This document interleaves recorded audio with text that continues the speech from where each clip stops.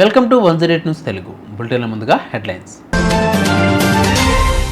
సూర్యాపేటలో హైటెన్షన్, రోడ్డుపై ధాన్యం తగలబెట్టిన రైతులు ఎందుకు? సిరిసిల్లలో రైతన్నల ఆందోళన, వడ్లు కొనాలి అంటూ రోడ్డు మీద బస్తాల వేత. 22 తారీఖు వచ్చేసింది కానీ జీతాలు ఇంకా రాలేదు. రేవంత్ రెడ్డిపై ఫైర్ అయిన కార్మికులు. డ్రంక్ అండ్ డ్రైవ్లో మీ బైక్ లాక్కున్నారా? అయితే ఈ న్యూస్ మీకోసమే. రేవంత్ రెడ్డి గారు దయచేసి మా వడ్లు కొనండి అంటూ నిరసనకు దిగారు రైతన్నలు. 20 రోజుల నుండి ఐకేపీలో ఎలాంటి కాంటాలు జరగడం లేదని ధాన్యానికి నిప్పు పెట్టి తమ బాధను వ్యక్తపరిచారు రైతులు. సూర్యాపేట నియోజకవర్గంలోని దాంతాలపల్లి సూర్యాపేట రహదారి గుర్రం తాండాలో రోడ్డెక్కి రైతులు నిరసన తెలిపారు. 20 రోజుల నుండి ఐకేపీలో ఎలాంటి కాంటాలు జరగక, లారీలు రాక కాంగ్రెస్ ప్రభుత్వం పట్టించుకోకపోవడంతో వడ్లన్నీ తగలబెట్టారు రైతులు.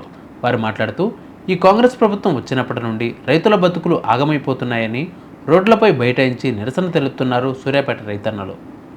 గ్రామ పంచాయతీ జీఎంల మండలం ఈ కొనగలు దాదాపు 4 రోజులైంది. ఇప్పుడు దాకా తీసుకోవట్లేదు. బస్తాలు కూడా బస్తాలు నింపినవి అన్లోడ్ చేస్తలేము. గాలిదుమ్ముల్లో రైతులు చాలా ఇబ్బంది పడుతున్నాం. మేము ఇప్పటికీ రైతులు గాలిదుమ్ముల పట్టాలు కప్పాలి కదా. మొత్తం 300 మంది రైతులు ఉన్నారు.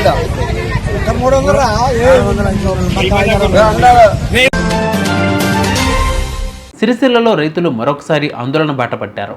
10 మందికి అన్నం పెట్టే రైతులు వడ్లు కొనుక్కుంటే మీరెందుకు, మీ ప్రభుత్వం ఎందుకు అని రాష్ట్ర ప్రభుత్వాన్ని నిలదీశారు. తాము పండించిన వడ్లు కొనుక్కుంటే రోడ్ల మీదే టెంట్లు వేసి కూర్చుంటామని ఆందోళన తెలిపారు. సిరిసిల్ల జిల్లా గంభీరావుపేట మండలం కేంద్రంలోని ఐకేపీ సెంటర్లో వడ్లను కొనాలని రైతన్నలు ఆందోళనకు దిగారు. 10 మందికి అన్నం పెట్టే రైతులు వడ్లు కొనకుండా ఈ ప్రభుత్వం మోసం చేస్తుందని రోడ్డు మీద వరి బస్తాలను వేసి అన్నదాతలు నిరసన తెలిపారు. వెంటనే ప్రభుత్వం తాము పండించిన వడ్లను కొనుగోలు చేయాలని, లేదంటే ఆందోళనను ఉధృతం చేస్తామని హెచ్చరించారు. 17 తారీఖు రోజు 709 సంచులు నా ఒప్పుకునే కాంట పెట్టిర్రు. నాతో పాటు ఇంకో ఇద్దరి రైతులు 200 సంచులు పెట్టి 900 బ్యాగ్ సంచి ఇక్కడ ఉన్నది. ఆ 900 బ్యాగ్ సంచికి బాధ్యత వహించేది ఎవరు? అది వెయిట్ లాస్ అయితే ఎవరు భరించాలి?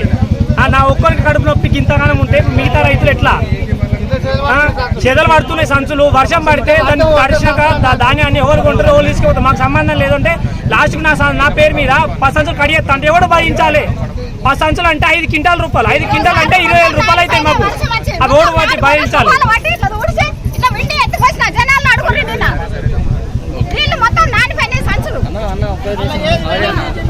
రోజుల నుంచి ఐకేపీ సెంటర్లు చాలా అయినాయి. ఇప్పటి వరకు పట్టించుకొని అధికారులు, కలెక్టర్ గారు మరియు తహసీల్దార్ గారు ఇది వరకు పట్టించుకోవడం లేదు. ఇక్కడ ఎలాంటి ట్రాన్స్పోర్ట్ అనేది జరగడం లేదు. గత వారం 10 రోజుల నుంచి దగ్గర 2000 బ్యాగులు ఉన్నాయి. ఇక్కడ నుంచి ఎలాంటి ట్రాన్స్పోర్ట్ జరగడం లేదన్న.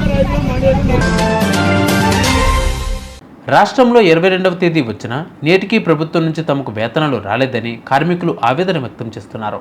కల్వకుర్తి మున్సిపాలిటీలోని పనిచేసే కార్మికులకు జీతాలు రాకపోవడంతో వారంతా తీవ్ర ఇబ్బందులు పడుతున్నారు. 22వ తారీఖు వచ్చినా తమకింకా జీతాలు ఇవ్వలేదని, ఇంట్లో తిననీకే తిండి లేక మిత్తులకు పైసలు తెచ్చుకుంటున్నామని, మురికి పనులు చేసే మేము తిండి కూడా తినకూడదా అంటూ కార్మికులు ఆవేదన వ్యక్తం చేశారు. జీతాలు ఇవ్వాలని డిమాండ్ చేస్తూ పాత మున్సిపల్ కార్యాలయం ముందు నిరసనకు దిగారు. ఇప్పటికైనా ప్రభుత్వం ఈ విషయంపై వెంటనే స్పందించి తమకు జీతాలు ఇవ్వాలని వారు డిమాండ్ చేశారు. ఇప్పుడు వరకు 22 తారీఖు వచ్చింది, మాకు ఇది వరకు జీతాలు లేవు. మా ఇంటికాడ మాలక్షితులు కానీ వాళ్ళు ఇంట్రెస్ట్ తీసుకున్నాం, వాళ్ళు వచ్చి మీద పడుతున్నారు. మాకేమో తిండికే ఇంట్లో మొత్తానికే అయిపోయినాయి. ఇప్పుడు 22 తారీఖు వచ్చింది, 8 రోజులు అయితే 2 నెలలు అవుతుంది. ఇది వరకు జీతాలే లేవు మాకు. దాని కొరకే మా సార్ని అడుగుదామని పని ఆపి ఇక్కడ కూర్చున్నాము. పోయిన నెల లేట్ వేసారు, ఈ నెల లేట్. మళ్ళీ ఇప్పుడు నెక్స్ట్ గ్రూప్లో అన్నారు, సరే సార్ మంచిదే, మాకు కూడా మంచిదే అనుకున్నాం. మళ్ళీ వచ్చే నెల కూడా ఇప్పటికే జీతాలు పడినప్పుడు వచ్చే నెల మాకు గ్రూప్లో ఎప్పుడు చేసుకున్నాం. మళ్ళీ అది కూడా మళ్ళీ అప్పుడు కూడా నెల రోజులు ఆగంటే మేము ఏడంగా తినాలి, ఏం బతకాలి, ఏం వర్క్ చేయాలి? మేము చేసేదే మురికి కష్టంగా చేస్తాం.